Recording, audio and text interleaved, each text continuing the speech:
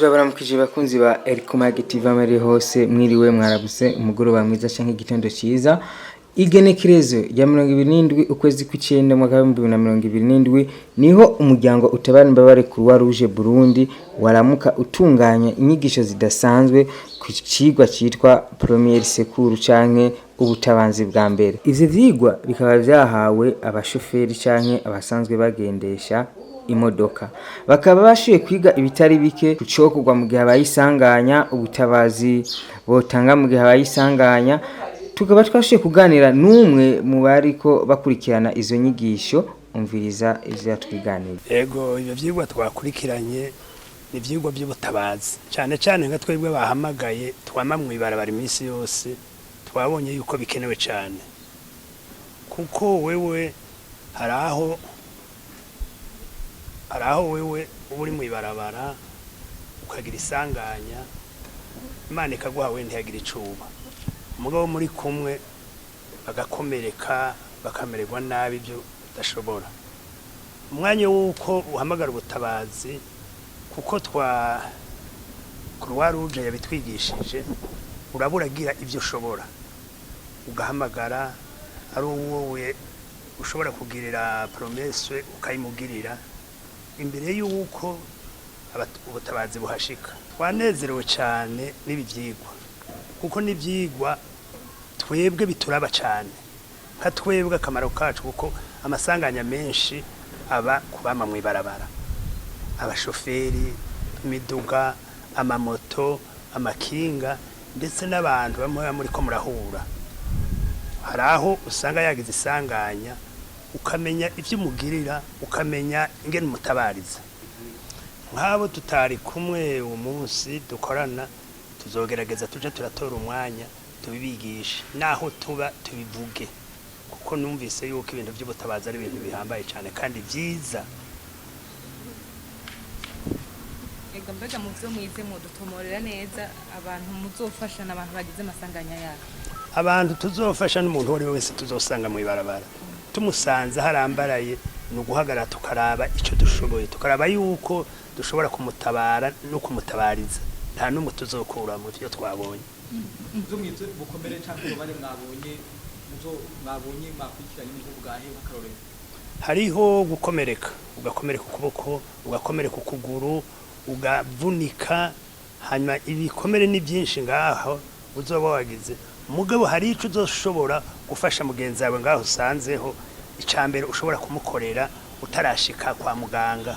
utarashikira n'ubutabazi. Bamwe mu bakurikiranye izo nyigisho bavuze ko izi nyigisho ari ngirakamaro ahubwo umuntu wese agendesha imodoka mu Burundi yategerezwa kuba amaze gukurikirana izo nyigisho ariko Croix Rouge kavuga ko igiye kubandanya yigisha kugira abantu bose bamenye ubutabazi bwa mbere uko bukogwa n'ico bokora mu gihe bahuye n'umuntu akeneye ubutabazi bwa mbere mu mabarabara canke ahandi mu kibanza. Izo nyigisho uyu munsi umuryango utabara imbabare Croix Rouge watunganije ni inyigisho z'ubutabazi bwa mbere ku masanganya canke izindi mpanuka zibera ku mabarabara hanyuma izo nyigisho zikaba zatunganijwe kubera umuryango utabara imbabare Croix Rouge umaze kubona yuko ufise inyigisho zisanzwe zitangwa ku bantu batari bake abo bantu batari bake hakaba harimwo abana hakaba harimwo abasanzwe bakuze ariko mugabo tugiye kuraba ukuntu umwanya zitwara umuryango utabara imbabare Croix Rouge wiyumviye yuko woshiraho igitabo ciharije uwo mugwi w'abantu basanzwe bakoresha amabarabara kanatsinda hariho amasezerano Croix Rouge yasinyiraniye n'ubushikiranganje mu byo bujejwe harimwo gutwara abantu n'ibintu aho rero hakaba harimo yuko umuntu wese yotegereje kuba afise icerekana ko yize ubutabazi bwa mbere umuntu wese yagendesha imodoka aho rero ico gitabo rero kikaba kije kugira ngo gishobore gushira mu ngiro ico cifuzo kiri muri ivyo umuryango utabara imbabare Croix Rouge wasinyiraniye n'ubushikiranganje mu byo bujejwe busanzwe bujejwe ivyo gutwara abantu n'ibintu. Murakoze. ni ngirakamaro cyane kandi zirafise n'ico zisumbije n'izindi kubera ni inyigisho bwa mbere bwobwo zozo ivyo umuntu azivuga ko si byinshi cyane ariko abantu barakora gusumba ivyo umuntu aba ariko aravuga no kuvuga bagira ama pratique menshi gusumba ivyo umwigisha aba ariko aravuga hama ikindi naco ni inyigisho zimara umunsi umwe gusa kandi muri uwo munsi umuntu akavaho aronse ni kimwerekana yuko yize izo nyigisho kandi akanazimenya murumva zirafise akamaro hama kandi kamaro nuko ivyo umuntu aba yize arabikoresha wenyene ubwiwe hanyuma akabikoresha no mwibarabara iryo barabara aguma rimwo hanyuma ntibinaherera no ngaho gusa kubera ntitwigisha ibijanye n'ibintu by'amasanganya bera mwibarabara gusa nivyo turigisha ibijanye no gukomereka kuvunika umuntu yagize ingorane zo mu mutwe kubera isanganye yagize n'ibindi ariko ivyo navyo murumva yuko bitabera mwibarabara gusa ivyo navyo birabera ni ibintu bishobora kubera no muhira bikabera n'ahandi hantu n'uwundi muntu wese ashobora kuba akorera aho rero niho rero tuvuga duti mugabo uyu munsi